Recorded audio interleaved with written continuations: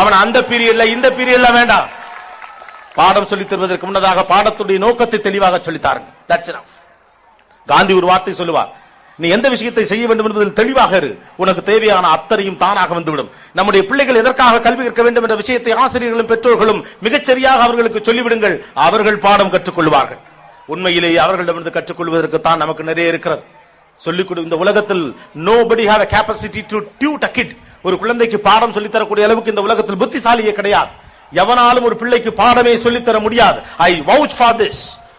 A probability of thinking capability. ஒரு 32 வயதில் ஒரு அப்பாவுக்கு probability of thinking capability 10%னா ஒரு குழந்தைக்கு 80%. ஒரு கட்டிடத்தை பார்க்கிற போது உங்களுக்கு 5 அபிப்பிராயங்கள் வரும் என்றால், இந்த கட்டிடத்தை பார்க்கிற போது உங்களுடைய 2 வயது குழந்தைக்கு, 10 வயது குழந்தைக்கு, 7 வயது குழந்தைக்கு 300 அபிப்பிராயம் வரும். அவன் பெரியாளா, நீங்க பெரியாளா? வீட்டில் இருக்கக்கூடியது ஒரு அறிவாளி என்ற மனநிலையோடு பிள்ளையை பாருங்கள். அது நான் பெற்று போட்ட சதைப்பிண்டம் என்று நீங்கள் பார்க்கிற போது அதை எப்படியெல்லாம் செய்ய முடியுமோ செய்ய பார்க்கிறீங்க. ஒரு நாளைக்கு இதை செய்யுங்கிறோம், ஒரு நாளைக்கு அது செய்யுங்கிறோம். அவனுக்குன்னு ஒரு ரூமு, அவனுக்குன்னு ஒரு கம்ப்யூட்டர், அவனுக்குன்னு எல்லாமே பண்ணி கொடுத்தோம். ஆனா அதை செய்ய மாட்டேங்கிறா சார். நீங்க வீடு நடத்துறீங்களா, ஆபீஸ் நடத்துறீங்களா? அவனுக்குன்னு ஒரு சம்பளம், அவனுக்குன்னு ஒரு டேபிள், அவனுக்குன்னு ஒரு கம்ப்யூட்டர் வாங்கி கொடுத்துருக்கோம். வேலையை ஒழுங்கா பார்க்க மாட்டேங்கிறா சார். ஆபீஸ் எல்லாம் வீடு மாதிரி மாத்துக்கணும்னு சொல்லிட்டு இருக்க காலத்துல நாம இப்ப வீடு எல்லாம் ஆபீஸ் மாதிரி மாத்திட்டோம். அப்பா சேர்மன் ஆயிட்டாரு, அம்மா எம்டி ஆயிட்டாங்க. ஆம்பளை பிள்ளை ஒரு எக்ஸிக்யூட்டிவ் உட்காந்துருக்காப்ல, இங்கிட்ட ஒரு பொம்பளை பிள்ளை அதுவும் எக்ஸிக்யூட்டிவ் உட்காந்துருக்கு. டைனிங் டேபிள் தான் கான்ஃபரன்ஸ் ரூம். என்னடா ஒழுங்கா படிக்கிறியா இல்லையா? மொதல் இட்லி இப்படியே போயிட்டு தான் நீ உருப்பிட மாட்டேன். 2வது இட்லி, அடுத்த இட்லி என்ன கருமத்துக்கு திங்கணும்? இந்த ஆள் இப்ப எப்படி திருந்த போறதுன்னு வெந்திரிச்சு போயிடும். கேட்டோம்னா நாங்க ரொம்ப ஃப்ரெண்ட்லியா பழகுறோம். வீடுகளுடைய சாப்பாட்டு மேசைகளை கான்ஃபரன்ஸ் ரூமாக மாற்றிக் கொண்டிருக்கக்கூடிய ஒரு மனோநிலை நம்முடைய வீடுகளில் அதிகரித்திருக்கிறது. ஒரு பள்ளிக்கூட விழா என்கிற காரணத்தினால் பள்ளிக்கூடத்தை அதிகமாக நான் அழுத்தி பேசவில்லை என்று நினைக்காதீர்கள். எனக்கு முதலில் வீடுகள் மாற வேண்டும் என்ற மனநிலை இருக்கிறது. வீடுகள் மாறவே போவதில்லை என்ற மனநிலையோடு நீங்கள் இருக்க முடியாது. சீனா வேகமாக வந்து கொண்டிருக்கிறது. அவனுடைய அதீதமான பொருளாதாரம் நுகர்வு கலாச்சாரத்திற்கு விரோதமாக அதிகமான எண்ணிக்கையில ஒரு இன்ஸ்டபிலிட்டியோட இருந்தாலும் வேகமா வந்துட்டு இருக்கான். உலக அரசியலை உங்கள் பிள்ளைகளுக்கு சொல்லிக் கொடுக்க வேண்டிய பொறுப்பு உங்களுக்கு இருக்கிறது. தேவையில்லாம நீ கண்டதை படிக்கிற, அவன் ஒன்னு எடுத்து வச்சு படிச்சான். கண்டதை இன்டர்நெட்ல பாக்குற, சிலபஸ்ல வராத எதுவுமே நம்ம பிள்ளைகளுக்கு தெரிய வேணாம். நீங்க முடிவு பண்ணிட்டா 20,000 ரூபாய் சம்பளத்தை இவன் தாண்ட போவது இல்லை. 50,000 ரூபாய் சம்பளத்தை தாண்ட போது நம்ம கனவெல்லாம் என்ன சார்? 50,000 ரூபாய் சம்பளம், அமெரிக்கால ஒரு ஆன்சைட் வேலை, அழகா சிவப்பா ஒரு பொண்ணு, சொந்த வீடு, 100 பவுடு, ஒரு கார், போதும். அவ்வளவுதானே? நீங்க அவனை ஃப்ரீயா விடுங்க, அந்த பொண்ணை ஃப்ரீயா விடுங்க. நீங்கள் ஆசைப்பட்டதற்கு மேலாக ஒன்றை இவன் ஆசைப்படுவான். நீங்கள் உங்கள் தலைமையில இருந்து கனவு காணுகிறீர்கள். இந்த பிள்ளைகள் அவர்கள் தலைமுறையில் இருந்து ஒரு கனவு காணுகிறோம். ஒரு முறையாவது விமானத்தில் போய்விட வேண்டும் என்பது உங்கள் ஆசை. அம்மாவையும் அப்பாவையும் அழைத்து போக சொந்த விமானம் வாங்க வேண்டும் என்பது இந்த பிள்ளைகளின் ஆசை. Just think loud. You have to allow them to think beyond. Out of box thinking நிறைய வேணும். அதற்கு பிள்ளைகள் நாம் அனுமதிக்கணும். பிள்ளைகளிடமிருந்து கற்றுக்கொள்ள நிறைய விஷயங்கள் இருக்கிற அவர்களுக்கு இதயத்தையும் செவியையும் கொடுக்க நீங்கள் தயார் என்றால் உங்களுக்காக உயிரையே கொடுக்க பிள்ளைகளும் தயாராகவே இருக்கின்றன. ஏண்டா இவன் எப்போதுமே அம்மா அப்பாவை திட்டான் தயவு செஞ்சு நினைக்காதீங்க. ஆக்சுவலா சொல்ல போனா நீங்க தான் எங்க டிஆர்பி, உங்களுக்கு ஆதரவா தான் பேசணும். அப்படி பேச மாட்டேன். நான் போற வழியில நீங்க கோயில காசை வெட்டி போட்டாலும் சேர்த்தான் உண்மை ஏதோ அதை சொல்லிட்டு தான் போவேன். That's all. காரணம் இதை யாரும் சொல்லுவதில்லைங்க. மறுபடி நமக்கு தெரியாமல் நாம் செய்து கொண்டிருக்கக்கூடிய பிள்ளைகளை சுட்டி காட்டாமல் நம்முடைய சமூகம் நகர்ந்து கொண்டே போய் கொண்டிருக்கிறது. கால மாற்றத்திற்கு ஏற்ப நாம் மாற வேண்டும் என்பதை புரிந்து கொள்வதே இல்லை. That's why I said we have to learn things from the kids.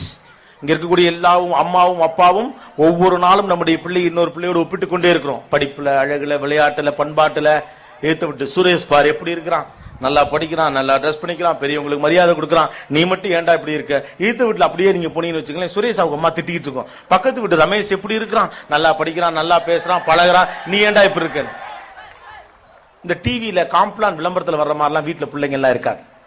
அந்த பிள்ளைங்க விளம்பரத்தில் நடிக்கிற நேரம் தவிர மீதி நேரம்லாம் உங்க வீட்டுல இருக்க பிள்ளைய மாதிரி தான் அந்த பிள்ளைகளும் இருக்கும். 1000 முறை நீங்கள் உங்கள் பிள்ளையை இன்னொரு பிள்ளையோடு ஒப்பிடுகிறீர்கள். ஆனால் ஒரு நாளும் உங்கள் பிள்ளை உங்களை இன்னொரு அம்மாவோடோ அப்பாவோடோ ஒப்பிட்டதே இல்லை. My mom is my mom, my dad is my dad. அந்த பெருந்தன்மை நமக்கே இல்லை. அடுத்தவனுக்காக மனமிறங்க வேண்டும் என்ற மனநிலையை ஒரு வீடு சொல்லி தர வேண்டும். அவனுக்கு மனமிறங்குவதற்கு தேவைப்படக்கூடிய அறிவை பள்ளிக்கூடம் சொல்லி தர வேண்டும். பள்ளிக்கூடம் ஒரு வீடு தான், வீடு ஒரு பள்ளிக்கூடம் தான். நம்பிக்கையை விதைக்கிற இடம்தான் என்னை பொறுத்தவரை பள்ளிக்கூடம். அதை விதைக்காத எந்த இடத்தையும் நாம் பள்ளிக்கூடமாக மதிக்க தயாரில்லை. வீடு ஒரு பள்ளிக்கூடம் என்றால் அது நம்பிக்கையை விதைக்க வேண்டும். பள்ளிக்கூடம் என்றால் அது நம்பிக்கையை விதைக்க வேண்டும். மார்க்குகளை விதைப்பதற்கு பெயர் பாடத்திட்டம் அல்ல, மனித பண்பையும் அவனுக்கான ஒழுக்கத்தையும் அவனுக்கான தன்னம்பிக்கையும் விதைப்பதுதான் அவனுடைய நோக்கமாக இருக்க வேண்டும்.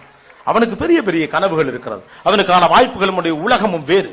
அவனுடைய probability of thinking capability is extraordinary. அவனுடைய நியூரான்கள் செல்லக்கூடிய வேகத்தை உங்களால் அளவெடுத்தே பார்க்க முடியாது. இருட்டு நேரத்தில் உட்கார்ந்துட்டு செல்போன்ல இருந்து எல்லா சுவிட்சையும் அவனால கரெக்டா அமுக்க முடியும். இது இந்த நூற்றாண்டினுடைய உலகம். என்ன இளவோ பண்றானே என்னன்னே தெரியலன்னு பக்குன்னு இருக்கிறது போல பேஸ்புக்னா என்ன நீங்களும் போய் கத்துக்கங்க, அவ்வளவுதான் முடியும். That is better. அவர்களின் உலகத்தை புரிந்து கொள்வதற்கு ஒன்று தேவைப்படுகிறது. மாறாக கொஞ்ச நேரம் தான் இருக்கு. பிள்ளைகளுக்கு என்று 4 விஷயங்கள் நான் சொல்ல ஆசைப்படுகிறேன். ஒன்று, இந்நேரம் வரைக்கும் அம்மாக்களையும் டீச்சர்களையும் கொஞ்சம் திட்டியாச்சுங்கிறதுல உங்களுக்கு ரொம்ப சந்தோஷம் இருக்கும். இவனாவது வந்து நம்மளுக்காக திட்டானே. But I would like to tell you something.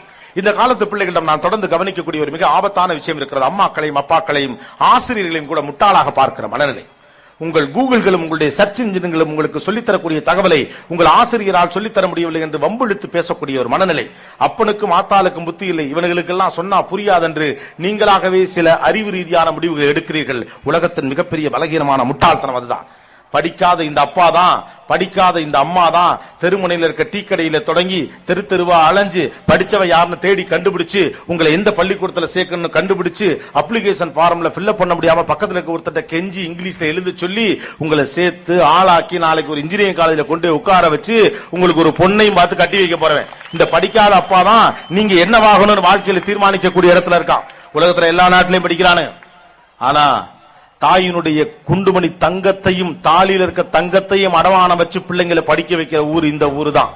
தயவு செஞ்ச உங்களுடைய சின்சியாரிட்டிய ஒரு நாளும் கேவலப்படுத்தி விடாதீர்கள். உங்களுக்கு கொஞ்சம் மூளை வளர்ந்த ஒரே காரணத்தினால் உங்களுடைய அப்பாக்களுக்கும் அம்மாக்களுக்கும் புத்திசாலித்தனம் போதவில்லை என்று நினைப்பது படுமுட்டாள்தனம்.